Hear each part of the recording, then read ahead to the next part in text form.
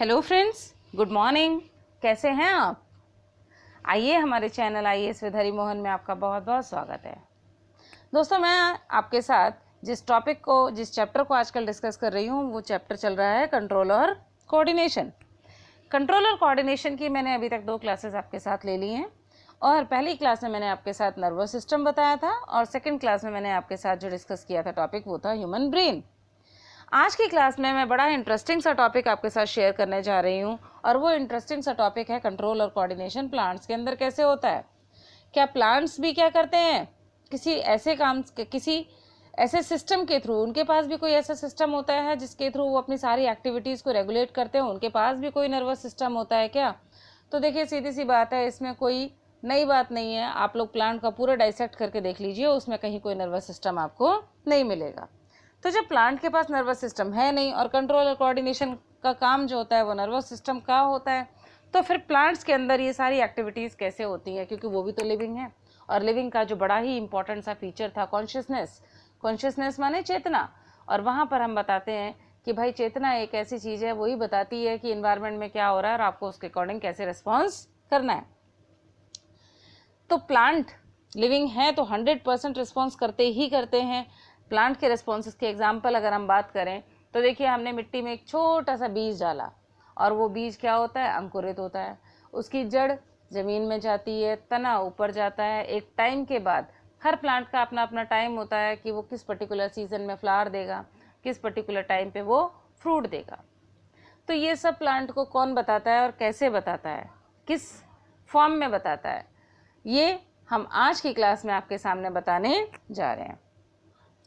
चलिए अब हम चैप्टर की डिटेल में जाते हैं, टॉपिक की डिटेल में जाते हैं। ठीक है, तो सबसे पहले हमने बात करी कि प्लांट के जो मूवमेंट्स हैं, प्लांट कैसे मूवमेंट करता है, इसको 2 पार्ट में बांटा जाता है। पहला मूवमेंट जो ग्रोथ डिपेंडेंट होता है, मतलब जिसमें प्लांट की ग्रोथ दिखाई देती है, उस मूवमेंट को कहा जाता है tropic movement. Tropic movement growth dependent होता है। ट्रॉपिक मूवमेंट स्टिमुलस की तरफ होता है या स्टिमुलस से दूर जाता है। तो यहाँ पर आप कंफ्यूज ना हो, आपको अगर डाउट हो रहा हो तो जानिए स्टिमुलस होता क्या है। स्टिमुलस की अगर मैं बात करूँ तो सीधी सी बात है, स्टिमुलस वो इशारा था जो हमें एनवायरनमेंट ने दिया था। और ये 2 अल्फ़ाबेट्स किसकी लैंग्वेज के हैं? ये हमारे कंट्रोल और कोऑर्डिनेशन की लैंग्वेज के 2 अल्फ़ाबेट्स हैं जिसमें सारा काम होता है। एनवायरनमेंट जो इशारा देता है उसे स्टिमुलस कहा जाता है और ऑर्गेनिज्म जो काम करके दिखाता है उसके बदले में वो रिस्पॉन्स कहा जाता है। दूसरा मूवमेंट ऐसा होता है कि इसमें ग्रोथ पे तो कोई फ़र्क पड़ता नहीं है, प्लांट की ग्रोथ पे कोई फ़र्क नहीं पड़ता, बस डायरेक्ट मूवमेंट दिखाई देता है और उस मूवमेंट को हम नाम देते हैं क्या? Nastic movement. पहला मूवमेंट क्या था? Tropic movement. नास्टिक मूवमेंट का ग्रोथ से कोई लेना देना नहीं होता और इसका स्टिमुलस से भी कोई लेना देना नहीं होता है। आपने अक्सर देखा होगा एक प्लांट जिसे छुई मुई कहा जाता है, साइंटिफिकली इसको मिमोसा कहा जाता है। तो इस प्लांट को जैसे ही आप छूते हो तो इसकी पत्तियां नीचे की तरफ झुक जाती हैं। ये जो मूवमेंट होता है इस प्लांट में वो स्पेशली किसकी वजह से होता है? वाटर मूवमेंट की वजह से होता है। किसकी वजह से? वाटर मूवमेंट की वजह से होता है। ध्यान रखिएगा, अगर ऑप्शन कभी भी आए तो आप इसको क्लिक क्या करेंगे? That is due to the transportation of water in the opposite direction. इसकी जो पत्तियां होती हैं वो क्या होती हैं? बैंड हो जाती हैं। तो यहाँ पर हमने आपको बताया ट्रॉपिक मूवमेंट और nastic movement. Tropic movement growth dependent होता है, स्टिमुलस की तरफ होता है, स्टिमुलस से दूर होता है और सबसे बड़ी बात, ट्रॉपिक मूवमेंट स्लो होता है, एक दिन में नहीं होता। वहीं नास्टिक मूवमेंट बहुत फास्ट होता है और इमीडिएट होता है। ठीक है, क्यों? क्योंकि हमने कभी नहीं देखा कि प्लांट की ग्रोथ में रोज रोज रोज रोज अंतर आ रहा हो। चलिए, तो अब मैं आपके साथ ये बताऊंगी कि जो ट्रॉपिक मूवमेंट है वो कितने तरह का होता है। ट्रॉपिक मूवमेंट में जब हम बात बताएंगे आपके सामने तो सबसे पहले हम ये बता रहे हैं, पहले ही बता चुके हैं कि ट्रॉपिक मूवमेंट कैसा होता है? ग्रोथ डिपेंडेंट होता है, right. Tropic movement growth dependent होता है और या तो स्टिमुलस की तरफ होता है या फिर स्टिमुलस से दूर होता था। ठीक है, तो इसकी डेफिनेशन कैसे करेंगे, इसको डिफाइन कैसे करेंगे, तो हमने बोला when the direction of external stimulus decide the direction of response in the form of growth, it's called tropism, right. Tropism is the directional growth movement of the plant. दूसरी बात हमने बोला कि ये स्टिमुलस की तरफ हो सकता है या फिर स्टिमुलस से दूर हो सकता है। अगर ये स्टिमुलस की तरफ होता है तो it is so called positive tropism, और अगर ये स्टिमुलस से दूर होता है तो it is called negative stimulus और नेगेटिव ट्रॉपिज्म, राइट।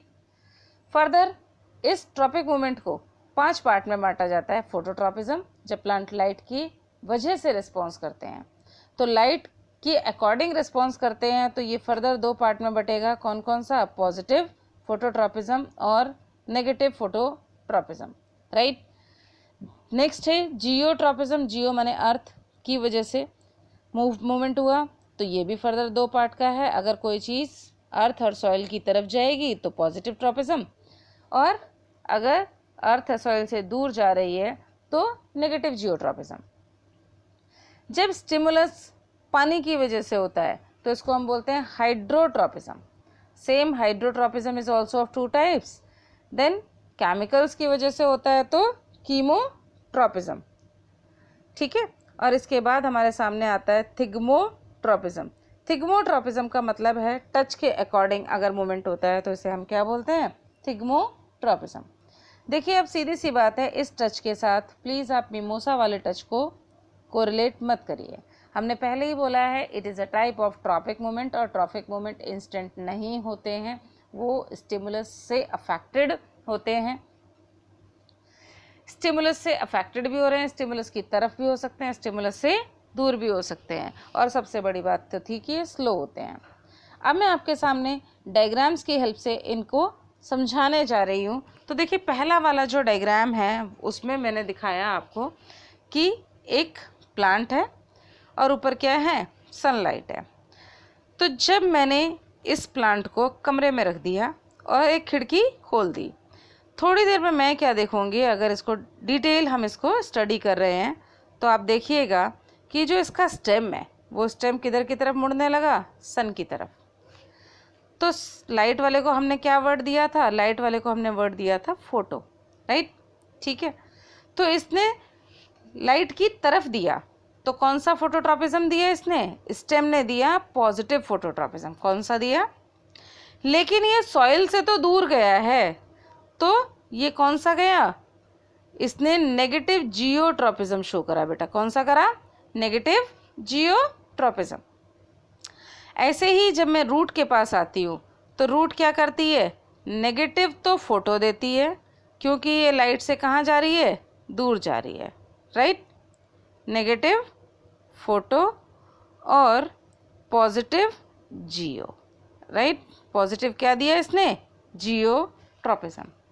ये जो मैंने शॉर्ट में लिखा है, N for negative and P for phototropism, right. Here P for positive and G for geotropism. तो स्टेम हमेशा पॉजिटिव फोटोट्रॉपिज्म देते हैं और नेगेटिव जियोट्रॉपिज्म देते हैं। रूट हमेशा पॉजिटिव जियोट्रॉपिज्म देती है और नेगेटिव फोटोट्रॉपिज्म देती है, राइट। ये देखिए वो आपने स्टेम को देखा। अब अगर मैंने इसका, ठीक है, मूवमेंट किसकी तरफ देखा है? ये रूट की तरफ देखा है।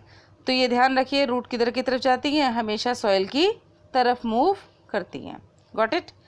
ये रही आपके सामने, stem bends upward and root bends downward, ठीक है। कोई डाउट नहीं होना चाहिए। यहाँ से यहाँ तक हम जिस ट्रॉपिक मूवमेंट की बात कर रहे हैं वो ट्रॉपिक मूवमेंट है किसका? पानी का। तो देखिए ये प्लांट है, ठीक है। प्लांट आपके सामने किस में ग्रो कर रहा है? रूट्स ग्रो सनलाइट, ठीक है, दैट इज ग्रोज कर रही है, ठीक है। ये आपकी क्या है? मॉइस्ट सॉइल है। मॉइस्ट सॉइल माने नम मिट्टी है। चलिए जी, अब इसके बाद ध्यान रखिएगा, ये एक हाइड्रोट्रॉपिक प्लांट है। तो रूट्स ग्रोज टुवर्ड्स किसकी तरफ? पानी की तरफ, राइट। हाइड्रोट्रॉपिक कैसे होते हैं?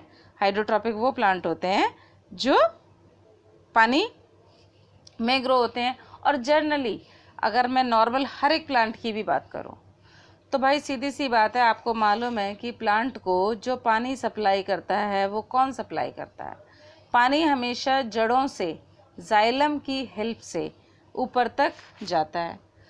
तो प्लांट की जो रूट्स होती हैं वो उस डायरेक्शन में मूव करना स्टार्ट कर देती हैं जिधर की तरफ पानी होता है, क्योंकि यही तो हैं जो सॉइल में से पानी को निकाल के आपको देंगी, मतलब प्लांट को देंगी, और फिर जाइलम टिश्यू इस पानी को ऊपर लेकर के जाएगा, राइट।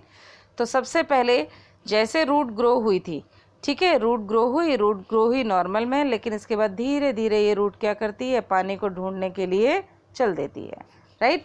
तो ये जो पानी की तरफ इसका मूवमेंट हुआ, this is called positive hydrotropism, right. अब इसके बाद हम चलते हैं क्या, नेक्स्ट की तरफ, और वो नेक्स्ट क्या है, कीमोट्रोपिज्म। कौन सा है? कीमोट्रोपिज्म।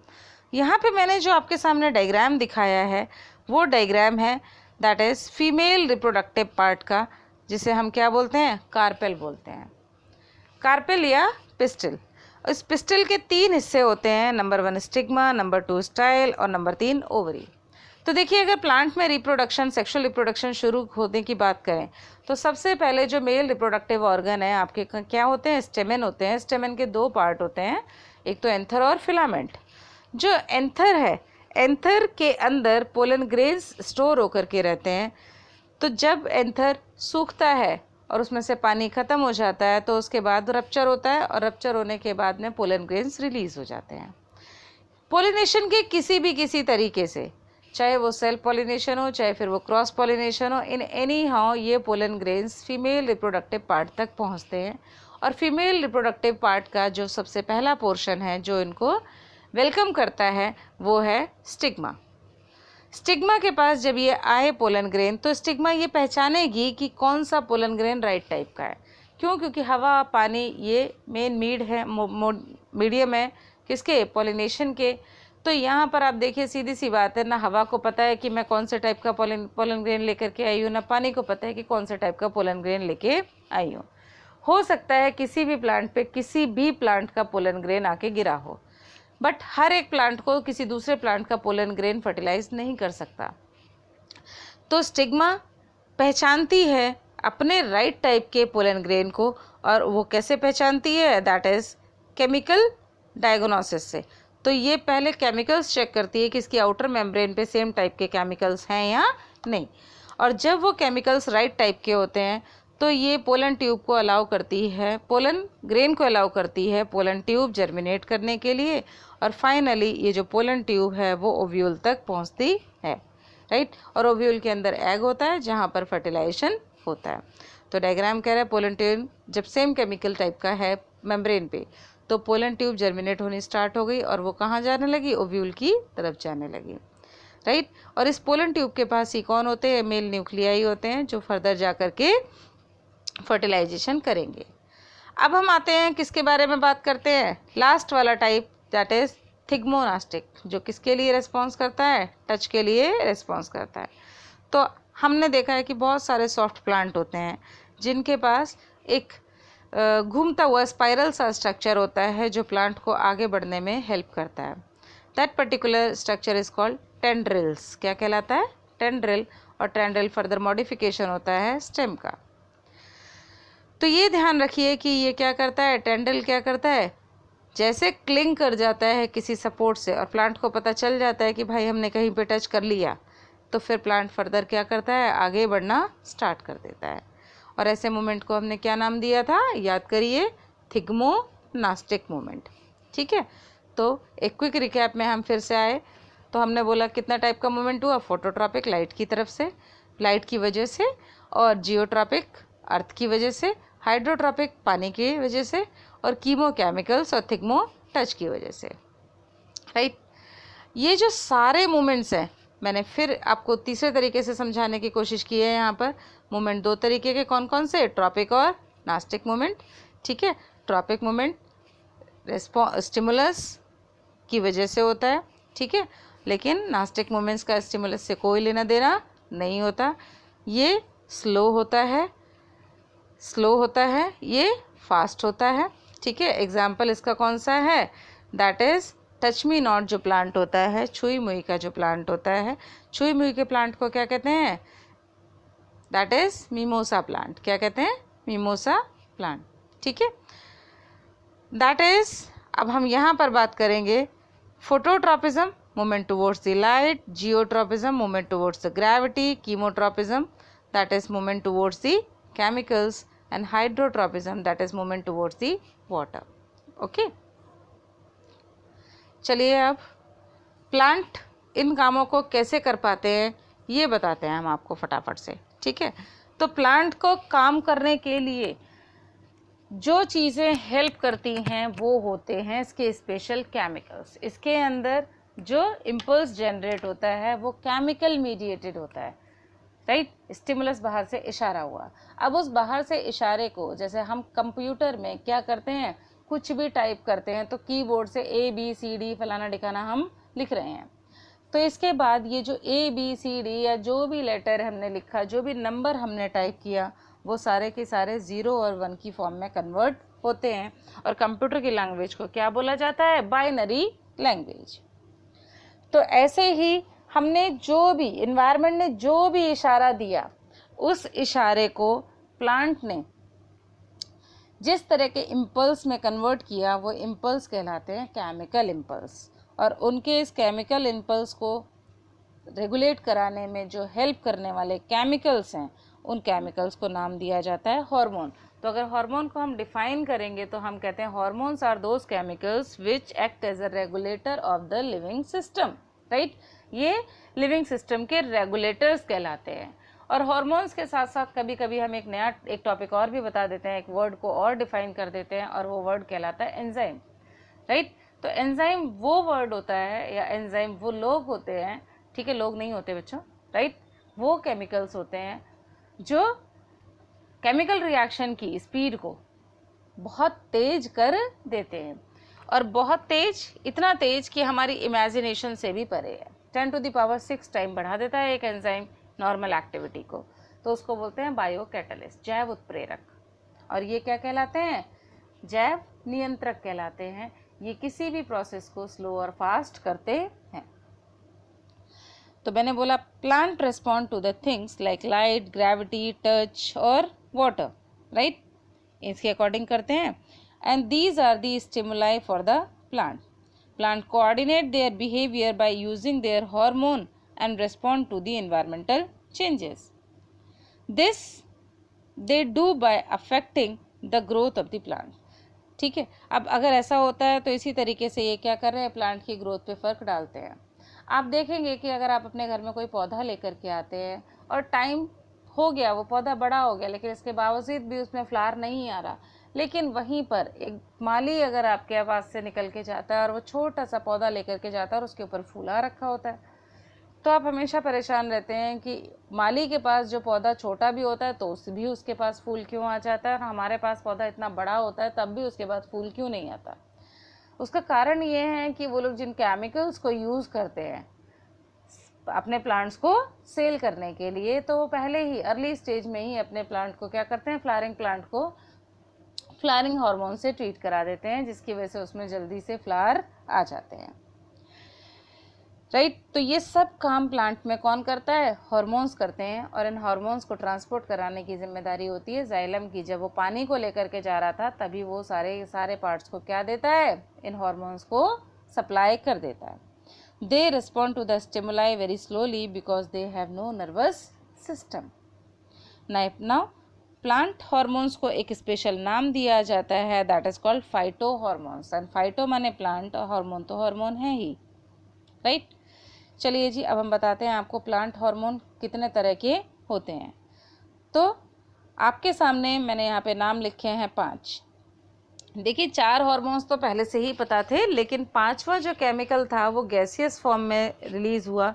बाद में पता चला कि ये क्या है, ये वो हार्मोन होता है जो प्लांट को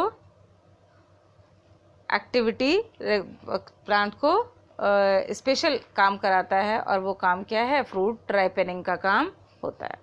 चलिए, तो हमने बात करी किसकी, सबसे पहला हार्मोन हुआ ऑक्सिन, दूसरा है जिब्रेलिन, तीसरा है साइटोकाइनिन, चौथा है एब्सिसिक एसिड और पांचवा है इथाइलिन। ये ध्यान रखिए कि हमने यहाँ पर बोला कि ये वाले जो तीन हॉर्मोन्स हैं, ये तो है प्रमोटर। ये कौन है? प्रमोटर है।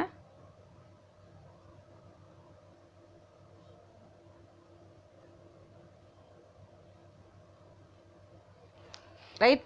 और ये वाले जो दो होते हैं वो ग्रोथ को क्या करते हैं? इनहिबिट करते हैं।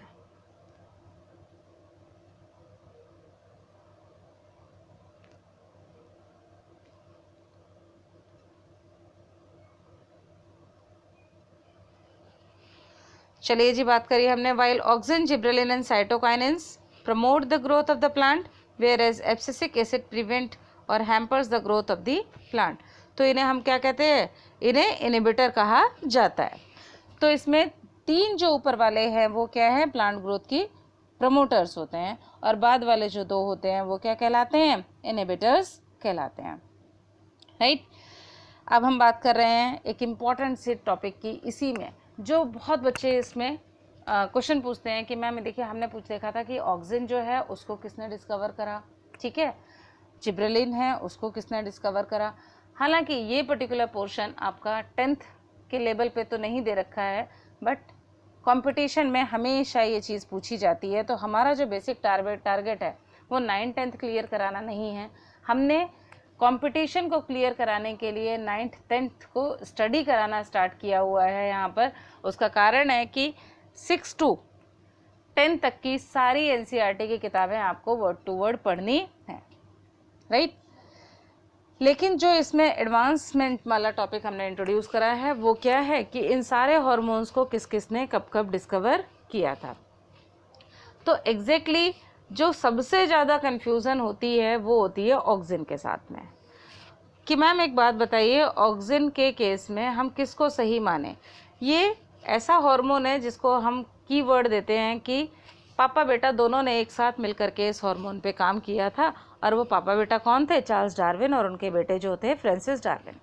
उन्होंने कुछ ऑक्सिन से रिलेटेड सबसे पहले काम किया था। लेकिन ये ध्यान रखिए कि अगर ऑक्सिन की डिस्कवरी की बात आती है कि किसने ऑक्सिन को ऑक्सिन नाम दिया और कैसे आइसोलेट किया, तो वो ये दोनों लोग नहीं थे। इन्होंने ये बताया कि ये एक पर्टिकुलर हार्मोन है जिसकी वजह से प्लांट जो होते हैं वो लाइट की तरफ बैंड कर जाते हैं। तो इन्होंने प्लांट में फोटोट्रॉपिक मूवमेंट बताया था, और बाद में जब फोटोट्रॉपिक मूवमेंट देखा गया कि किस केमिकल की वजह से होता है, तो वो जो केमिकल था वो ऑक्सिन था, और उस ऑक्सिन को आइसोलेट सबसे पहले किसने किया था? FW वेंट ने किया था। तो अगर चार्ल्स डार्विन से रिलेटेड आता है तो आप किस ऑप्शन पे टिक करेंगे? फोटोट्रॉपिज्म। चार्ल्स डार्विन ने क्या पता लगाया था? फोटोट्रॉपिज्म पता लगाया था। लेकिन अगर ऑक्सिन को आइसोलेट करने की बात आती है तो वहाँ पर आप किसको? FW वेंट को सही टिक करेंगे। इसके बाद आपके जो दूसरे साइंटिस्ट हैं, दूसरा हार्मोन था हमारे सामने जिब्रेलिन, और इसको हम बोलते हैं जिब्रेलिक एसिड। जैसे इसके नाम के पीछे लिखा हुआ है एसिड, तो ये कैसे नेचर का होगा? एसिडिक नेचर का होगा।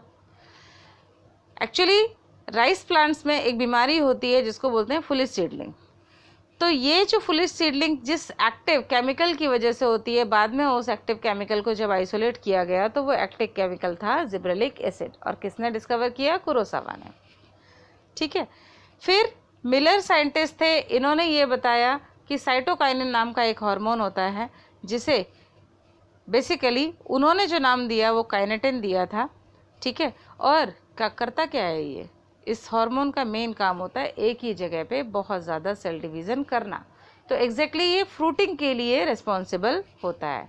अच्छा, इससे पहले वाले जो दो हार्मोन्स थे उनके बारे में भी आपको बता दें। ऑक्सिन जो होता है शूट इलोंगेशन तो करता ही करता है, साथ में फोटोट्रॉपिक मूवमेंट भी करता है। जिब्रेलिन भी इलोंगेशन में पार्टिसिपेट करता है। लेकिन अगर आपसे ये कहा जाए कि स्पेशली रूटिंग का हार्मोन कौन सा है और स्पेशली शूटिंग का हार्मोन कौन सा है, तो जब किसी प्लांट में रूट्स को ज़्यादा डेवलप कराना होता है तो हम क्या करते हैं? उसमें ऑक्सिन डालते हैं, और शूट को ज़्यादा डेवलप कराना होता है तो जिब्रेलिक एसिड डालते हैं। एक ही जगह पे रैपिड सेल डिविजन्स कराने हैं तो वो क्या डालते हैं वहाँ पे? साइटोकाइनेस डालते हैं, जिससे फ्रूटिंग होती है। अब देखिए सीधी सी बात है, जैसे एक व्हीकल है, अगर मैंने उसमें क्या लगाया, एक्सेलरेटर लगाया, और स्पीड, एक्सेलरेटर का काम क्या है, स्पीड को बढ़ाते रहना बढ़ाते रहना बढ़ाते रहना, और आप क्या करोगे, एक जैसी बढ़ती हुई स्पीड से गाड़ी चलाते रहोगे तो एक्सीडेंट 100% हो जाएगा। भाई उस एक्सेलरेटर का काम क्या होगा, जब कंडीशंस फेवरेबल नहीं है तो आप उसको डाउन करोगे और स्पीड भी कम करी जाएगी। तो प्लांट के केस में भी ये होता है कि अपनी एक्टिविटीज़ को अच्छे तरीके से रेगुलेट करने के लिए पहले बढ़ते तो हैं ही, लेकिन साथ ही साथ में टाइम टू टाइम ग्रोथ को क्या करना होगा, या तो स्लो करना होगा या रोकना होता है। तो जैसे कि साल में एक बार सारे पेड़ अपनी पत्तियां गिराते हैं, फल पक जाता है, इसके बाद वो नीचे गिर जाता है। एब्सेशन, इसे क्या बोला हमने, एब्सेशन। एब्सेशन माने गिरना, राइट। तो ये जो गिरना है, गिरना ग्रोथ को बढ़ाता नहीं है, गिरना माने ग्रोथ को रोकना।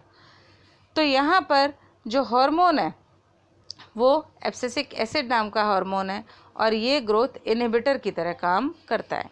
इसके अलावा भी इसके बहुत इंपॉर्टेंट से काम है। ये प्लांट को स्ट्रेस की कंडीशन से बचाता है। जब प्लांट के पास पानी की कमी होती है तो वो स्टोमेटा को क्लोज करके पानी के लॉस को भी बचाता है। तो इसीलिए इसको स्ट्रेस हार्मोन का नाम भी दिया जाता है। ध्यान रखिएगा मेरे वर्ड्स को। स्ट्रेस हार्मोन कौन सा है, एब्सिसिक एसिड, राइट। चलिए जी, इसकी डिस्कवरी हुई थी मिड 1960s में। इसके बाद जो गैसियस वाला हार्मोन है, जो गैसियस सब्सटेंस है, जो वोलेटाइल सब्सटेंस रिलीज होता है और फलों को पकाने में हेल्प करता है, ठीक है, उसे डिस्कवर किया गया था सबसे पहले कहाँ से, अनरैपेंड बनाना में से, और इसका नाम होता है इथाइलिन। क्या नाम होता है इसका, इथाइलिन। तो ये मैंने पांचों हार्मोन की डिस्कवरी से रिलेटेड आपको क्या है, थोड़ी सी इन्फॉर्मेशन देने की यहाँ पर कोशिश की है। काम पता चल गया आपको कौन कौन से हार्मोन का क्या क्या काम होता है। ऑक्सिन क्या करता था, ऑक्सिन रूटिंग करता है, मेरिस्टेमेटिक टिश्यूज़ को ज़्यादातर डिवाइड करता है। अच्छा, ऐसे ही शूटिंग भी करता है।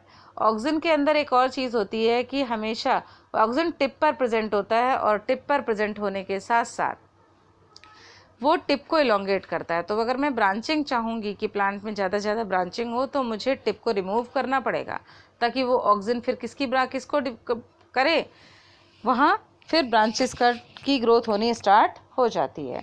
तो ऑक्सिन के टिप पे प्रेजेंट होने की वजह से टिप की ग्रोथ अच्छी होती है और प्लांट लंबा लंबा लंबा होता चला जाता है। इसको एक नाम दिया जाता है apical dominance, right. Gibberellin stem का इलोंगेशन करता था, साइटोकाइनिन फ्रूटिंग में हेल्प करता था। ऐसे ही आपका एब्सिसिक एसिड क्या करता है, एब्सिसिक एसिड पत्तियों को गिराने का काम करता है, और इथाइलिन फल को पकाने का काम करता है। तो इथाइलिन को भी हमने इनहिबिटर इसलिए माना कि जब फल पक जाता है तो उसका साइज़ और बढ़ेगा नहीं, वो फर्दर पकने के बाद में तो पेड़ से नीचे गिरता है, राइट। तो ये दोनों ही क्या कर रहे हैं, गिराने का काम कर रहे हैं। वहीं पहले वाले तीन क्या करते हैं, बढ़ाने का काम करते हैं। तो चलिए अब हम बात करते हैं थोड़े से इंपॉर्टेंट क्वेश्चंस की जो इस टॉपिक से रिलेटेड हैं। सबसे पहले मैंने आपके साथ जो क्वेश्चन पूछा वो है phototropism in plant is seen, right, due to the presence of, किसकी वजह से, कौन से वाले हार्मोन की वजह से, फोटोट्रॉपिज्म। तो सीधी सी बात है, फोटोट्रॉपिज्म किसकी वजह से होता है, ऑक्सिन की वजह से होता है। फोटोट्रॉपिक मूवमेंट किसकी वजह से होता है, ऑक्सिन की वजह से होता है, right. Geotropic movement is a type of, geotropic कैसा है, ट्रॉपिक है, नास्टिक है, ग्रोथ डिपेंडेंट है। तो देखिए किसके तो नाम के पीछे सफिक्स ही लगा हुआ है, भाई ट्रॉपिक तो है ही, ट्रॉपिक में तो कोई बात ही नहीं है, लेकिन ये ग्रोथ डिपेंडेंट भी है। तो आंसर यहाँ पर जो सही होगा वो हमारा है D option, right. Which of the following is called the stress hormone, अब ये भी मैंने आपको बताया। एबीए कैसे स्ट्रेस से बचाता है, एबीए स्टोमेटा को क्लोज करके स्ट्रेस से प्लांट को बचाता है ताकि वाटर लॉस ना हो, ठीक है। The plant growth of a plant is in the opposite direction or away from that of the stimulus. It is called, क्या कहलाती है, sorry, it is called, that is negative movement। क्या कहलाता है ये, नेगेटिव मूवमेंट कहलाता है, right. तो चलिए जी दोस्तों, अगर आपको ये मेरी वीडियो पसंद आई है तो प्लीज़ इसको लाइक, सब्सक्राइब और शेयर करना मत भूलिए। जल्दी से लाइक, सब्सक्राइब और शेयर करिए और बेल आइकन दबा दीजिए ताकि आने वाली नेक्स्ट वीडियो का आपको नोटिफिकेशन मिल सके। दोस्तों, आप जानने के लिए एक्साइटेड होंगे कि नेक्स्ट क्लास पे मैं आपके साथ कौन सा टॉपिक डिस्कस करूंगी। तो बहुत बहुत बहुत इंपॉर्टेंट टॉपिक डिस्कस करूंगी और वो टॉपिक होगा endocrine system, that is chemical coordination in animals. और इसमें से क्वेश्चन 110% आता है, सॉरी 110% कुछ नहीं होता, ये सिर्फ हमने बोला है, ठीक है। 100% क्वेश्चन आता ही आता है। दोस्तों, आजकल आप देख रहे हैं आपके पास नोटिफिकेशन आ रहा होगा कि हमने अपनी टेस्ट सीरीज़ भी अपलोड कर दी है। तो अगर आप जल्दी से ज़्यादा क्वेश्चंस को अटैम्प्ट करना चाहते हैं तो हमारी टेस्ट सीरीज़ ज्वाइन कर लीजिए। और इसके लिए आपको कुछ भी नहीं करना, कहीं कोई जाना नहीं है, मेहनत नहीं करनी है, बस फटाफट से हमारा क्या करना है, ऐप डाउनलोड करना है, ठीक है। गूगल प्ले स्टोर पे जाइए, IAS विद हरिमोहन टाइप करिए और फटाफट से हमारा ऐप डाउनलोड कर लीजिए। हमसे कांटेक्ट करने के लिए आप टेलीग्राम पे, फेसबुक पे, ट्विटर पे किसी भी तरीके से हमसे कांटेक्ट कर सकते हैं, फ़ोन भी कर सकते हैं। और दोस्तों, अगर ज़्यादा से ज़्यादा टॉपिक रिलेटेड जानकारी चाहते हैं तो हमारी ऑनलाइन क्लासेस को ज्वाइन करिए, ताकि आप एक सीक्वेंस में एक तरीके से अपनी तैयारी को चालू कर सकें। तो चलिए दोस्तों, मिलते हैं आपसे नई क्लास में नए टॉपिक के साथ में। लेकिन इस ज़रूरी काम को बिल्कुल मत भूलिए दोस्तों, मेरी वीडियो को लाइक, सब्सक्राइब और शेयर ज़रूर करिए और नेक्स्ट वीडियो के नोटिफिकेशन के लिए बेल आइकन फटाफट दबाइए। चलिए, मिलते हैं आपसे, धन्यवाद।